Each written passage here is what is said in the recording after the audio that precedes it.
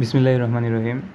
NR study লাইনের পক্ষ থেকে স্বাগতম। আজকে জীববিজ্ঞানের প্রথম লেকচার। আজকে আমরা জীববিজ্ঞানের প্রথম অধ্যায়ের প্রথম লেকচার শুরু করতেছি। প্রথমে দেখা যাক জীববিজ্ঞান মানে কি।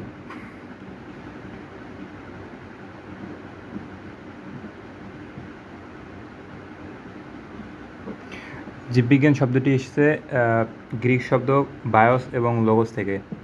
আমরা জানি জীববিজ্ঞানের ইংরেজি হচ্ছে বায়োলজি। বায়োলজি শব্দটি আসছে গ্রিক দুইটা শব্দ বায়োস এবং লোগোস থেকে।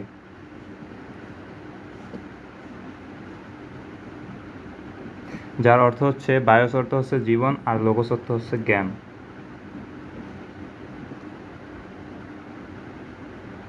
অর্থাৎ জীববিজ্ঞান হচ্ছে জীবন সম্পর্কিত জ্ঞানকে আমরা জীববিজ্ঞান বলবো। অর্থাৎ বিজ্ঞানের যে শাখায় জীবের জীবন সম্পর্কিত জ্ঞান অন্বেষণ করা যায় তাকে জীববিজ্ঞান বলে। জীববিজ্ঞানের প্রধানত তিনটি শাখা রয়েছে। একটা হচ্ছে উদ্ভিদ বিজ্ঞান, একটা হচ্ছে প্রাণী বিজ্ঞান, আর একটা হচ্ছে অণুজীব বিজ্ঞান। উদ্ভিদ বিজ্ঞান, প্রাণী বিজ্ঞান এবং অণুজীব বিজ্ঞান নিয়ে আমরা পরে আলোচনা করব। শুরুতে আমরা দেখব যে জীববিজ্ঞানের ভৌত শাখা এবং ফলিত শাখা।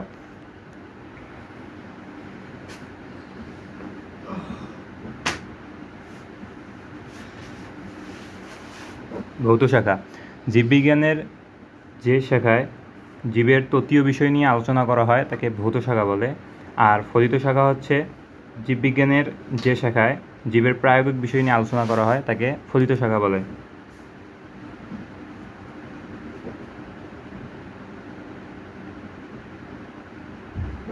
সংজ্ঞাগুলো আমি লিখছি না, তোমরা যারা নোট তৈরি করতে চাও তারা সংজ্ঞাগুলো অবশ্যই বই থেকে হোক বা আমার ভিডিও থেকে হোক কালেক্ট করে নিবা। সেটা আর ভৌত শাখার সংজ্ঞাটা হবে এরকম: জীববিজ্ঞানের যে শাখায় জীবের তত্ত্বীয় বিষয় নিয়ে আলোচনা করা হয় তাকে ভৌত শাখা বলে। আর জীববিজ্ঞানের যে শাখায় জীবের প্রায়োগিক বিষয় নিয়ে আলোচনা করা হয় তাকে ফলিত শাখা বলে।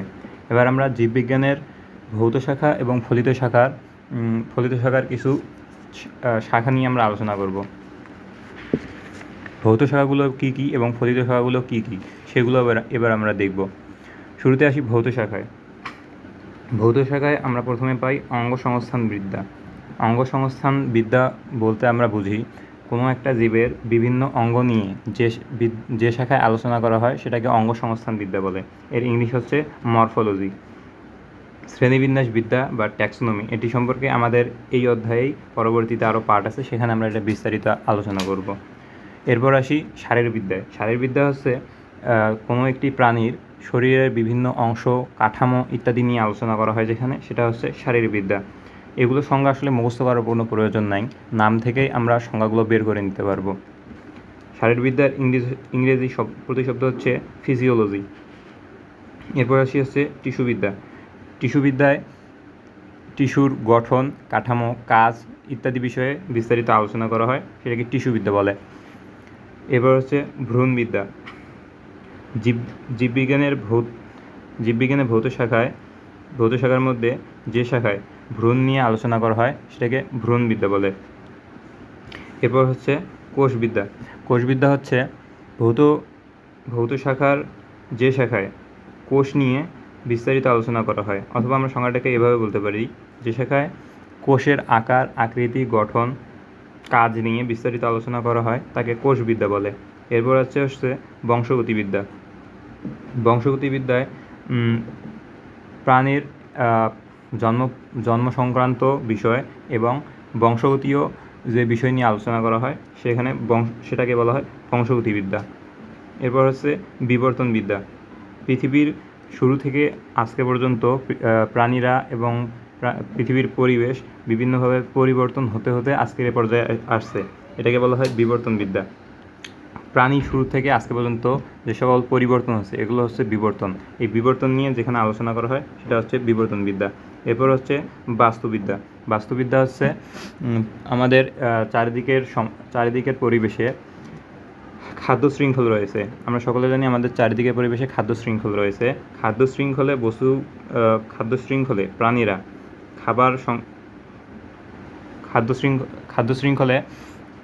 খাদ্য শৃঙ্খলে প্রাণীরা কীভাবে খাদ্য গ্রহণ করে, কোথা থেকে খাদ্য গ্রহণ করে এবং খাবার এ সকল নিয়ে যেখানে আলোচনা করা হয় সেটাকে বাস্তুবিদ্যা বলে। এবার হচ্ছে এন্ডোক্রাইনোলজি বা হরমোনবিদ্যা। ভৌত শাখার যে শাখায় হরমোন নিয়ে আলোচনা করা হয় তাকে এন্ডোক্রাইনোলজি বা হরমোনবিদ্যা বলে। এরপর হচ্ছে জীবভূগোলবিদ্যা। জীবভূগোলবিদ্যা হচ্ছে পৃথিবীর বিভিন্ন অঞ্চলের প্রকৃতিগত অবস্থানে জীবগুলো কীভাবে অবস্থান করে এটা নিয়ে যেখানে আলোচনা করা হয় সেটা হচ্ছে জীবভূগোলবিদ্যা। এরপর আসি ফলিত শাখায়। ফলিত শাখার প্রথমে রয়েছে বন্যপ্রাণীবিদ্যা। এটা আমার সিরিয়ালটা আসলে বইয়ের সাথে মিলবে না, কারণ আমি এটার জন্য আলাদা মনে রাখার টেকনিক দেব, যেটা সহজেই এগুলো মনে রাখা যাবে।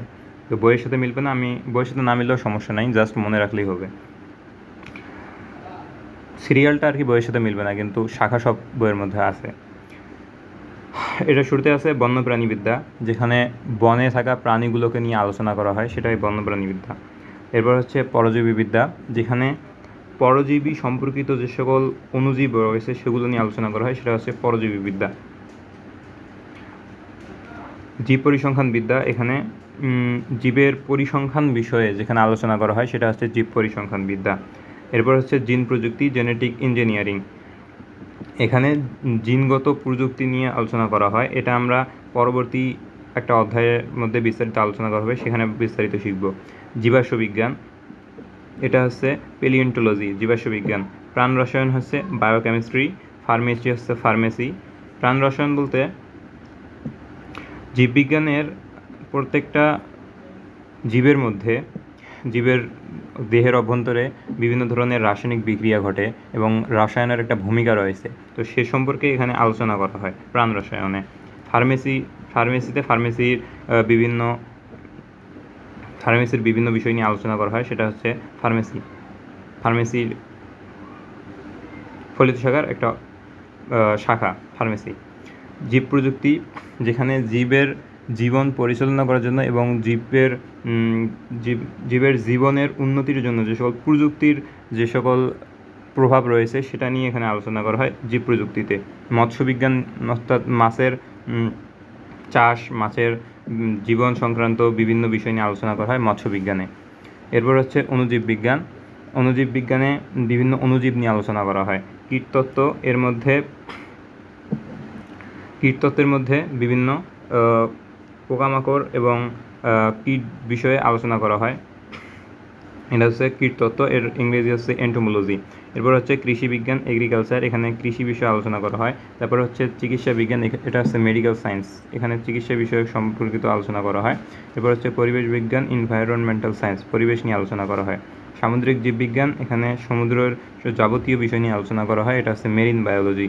এরপর হচ্ছে বনবিজ্ঞান, ফরেস্ট্রি, বনবিজ্ঞান এর ইংরেজি হচ্ছে ফরেস্ট্রি, এখানে বন সম্পর্কিত আলোচনা করা হয়। এবার হচ্ছে বায়ো ইনফরমেটিক্স কি, এটা আমরা পরবর্তীতে জানব। এবার আমরা ফলিত শাখাগুলো মনে রাখার কিছু শর্ট টেকনিক দেখে নেব। আমি কিছু লাইন লিখেছি প্রথমে, এই লাইনগুলো মনে রাখলে আমাদের শাখাগুলো মনে রাখা হয়ে যাবে। বন্যার পর জীবের শান্তি ফিরে আসে, বন্যার এই শব্দটা দিয়ে আমরা মনে রাখবো বন্যপ্রাণীবিদ্যা। পর এই শব্দটা দিয়ে মনে রাখবো পরজীবীবিদ্যা। জীবের এই শব্দটা দিয়ে মনে রাখবো জীব পরিসংখ্যান বিদ্যা। তাহলে এই লাইনটা থেকে আমরা 3টে শাখা পাইতেছি, বন্যপ্রাণীবিদ্যা, পরজীবীবিদ্যা, জীব পরিসংখ্যান বিদ্যা। ওকে, এবার আমরা সেকেন্ড লাইনে আসি। এই যে লাইনটা আছে এটা মনে রাখলে আমরা কিছু শাখা মনে রাখতে পারবো, দেখি সেগুলো কি কি। জিনের কারণে জীবন ভাইয়ের প্রাণের ঝুঁকি বাড়লো, জিনের এই শব্দটা দিয়ে আমরা মনে রাখতে পারবো জিন প্রযুক্তি।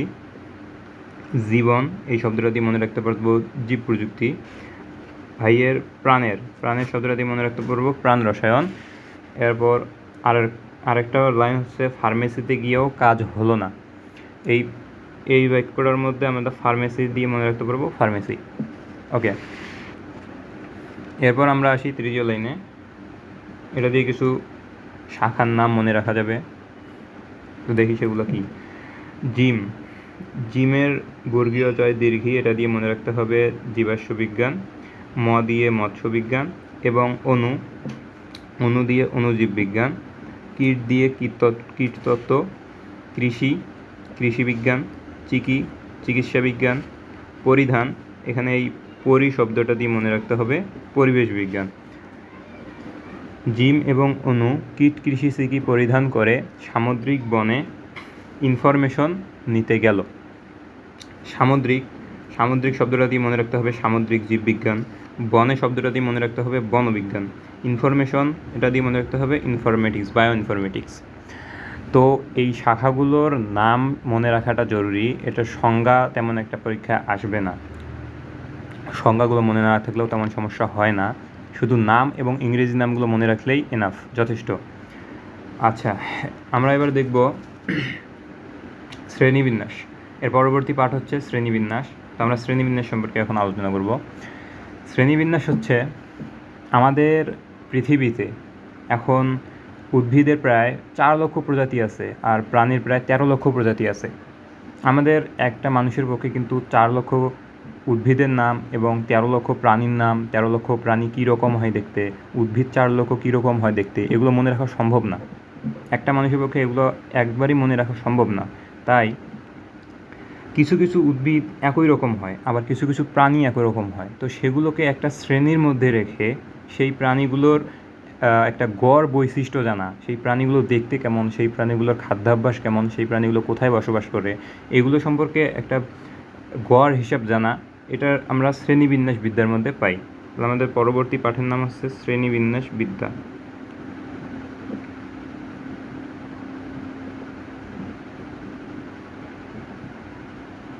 শ্রেণীবিন্যাস বিদ্যা।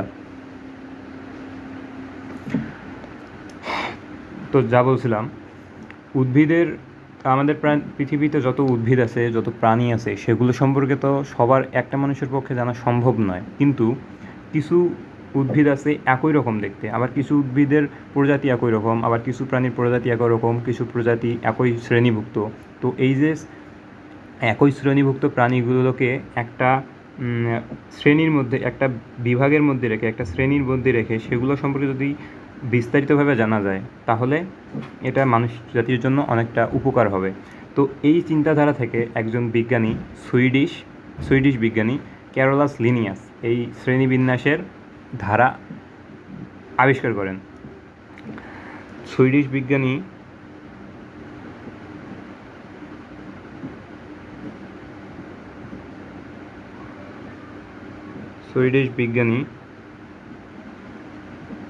ক্যারোলাস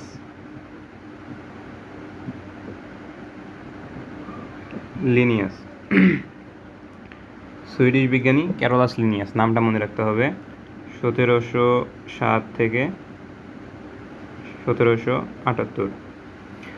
সুইডিশ বিজ্ঞানী ক্যারোলাস লিনিয়াস লক্ষ্য করলেন যে অনেক প্রাণী একই শ্রেণীভুক্ত করে তাদেরকে একটা শ্রেণীতে রেখে তাদের সম্পর্কে তথ্য আহরণ করা যায়। তো তিনি এই চিন্তাধারা থেকে শ্রেণীবিন্যাস বিদ্যার আবিষ্কার করেন, যেখানে আমরা কিছু বিভাগ সম্পর্কে জানব, শ্রেণীবিন্যাসের কিছু বিভাগ সম্পর্কে জানব, যে বিভাগগুলো জানলে খুব সহজেই একটা প্রাণীর বিভাগ সম্পর্কে খুব বিস্তারিতভাবে বলা যায়, খুব বিস্তারিতভাবে জানা যায়। তো তিনি ক্যারোলাস লিনিয়াস সম্পর্কে আগে প্রথমে আমরা জানি। ক্যারোলাস লিনিয়াস 1735 সালে, সালটা মনে রাখতে হবে, 1735 সালে আপসালা বিশ্ববিদ্যালয়,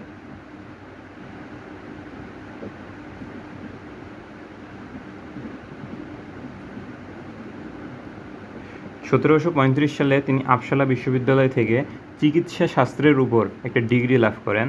অর্থাৎ তিনি চিকিৎসা শাস্ত্রের উপর পড়ালেখা করে আপসালা বিশ্ববিদ্যালয় থেকে বের হন 1735 সালে। 1735 সালে আপসালা বিশ্ববিদ্যালয় থেকে তিনি চিকিৎসা শাস্ত্রে ডিগ্রি লাভ করেন এবং পরবর্তীতে ওই বিশ্ববিদ্যালয়ে অধ্যাপক হিসেবে নিযুক্ত হন। তো এই সুইডিশ বিজ্ঞানী ক্যারোলাস লিনিয়াস জীববিজ্ঞানের শ্রেণীবিন্যাস শাখাটা আবিষ্কার করেন। শ্রেণীবিন্যাস শাখা সম্পর্কে আমরা পরবর্তী ক্লাসে বিস্তারিত জানব। তো শেষ পর্যন্ত সবাই ভালো থাকবেন, সুস্থ থাকবেন, আর আমাদের ফেসবুক গ্রুপে অবশ্যই যুক্ত হবেন। সেখানে যে কোনো ধরনের পরামর্শ এবং ক্লাস সম্পর্কে তথ্য দেওয়া হবে। ধন্যবাদ।